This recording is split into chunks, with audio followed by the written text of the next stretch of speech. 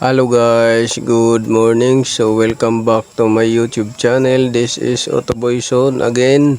So mayroon tayong customer dito na ang unit niya ay Nissan Almera. So ang complaint niya guys ay nawawala yung power voltage sa dashboard kasabay ng pagkawala ng radio power.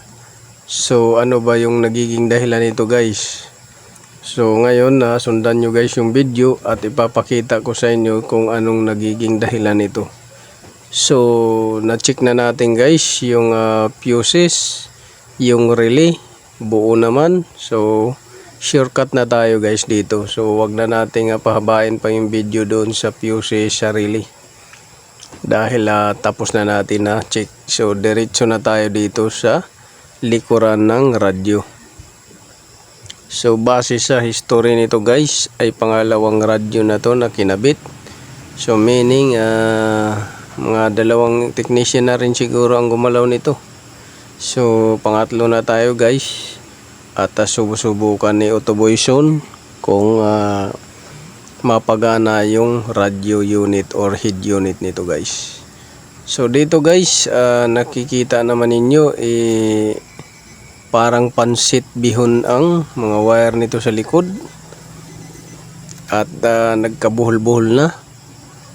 So i-check pa rin natin yan guys kung may mga loose connection at burn or bend or anything na makita natin.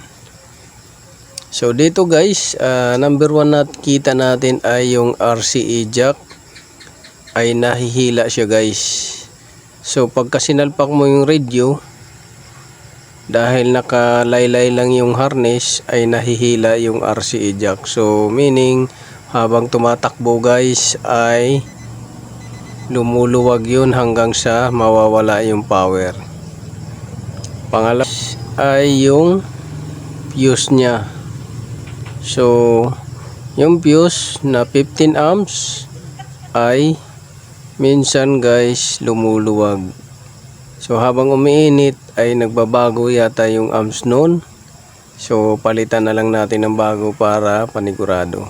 So dito guys ay nagbuhol-buhol na yung connection nila. At susundan na lang natin yung ibang connection kung nakatap o naka-splice pa. So mahirap kasi mag-check ng ganito pag pangalawa, pangatlo ka ng technician. Kasi hindi natin alam kung anong pinagpuputol, anong pinaggagawa sa mga wire. Pero dito guys ay nakuha natin o nakita natin dahilan. Loose connection lang pala guys sa RCA jack, fuse at saka main connector nya. So yun ang dahilan. Pero dito sa head unit nya guys ay sa palagay ko ay kailangan ng palitan dahil nawawala na guys yung auto display at saka auto start nya. So yun lang guys ang dahilan. So na-fix natin yan guys at saka yung customer umuwi naman, napapalitan na lang ng head unit. So maraming salamat sa panonood.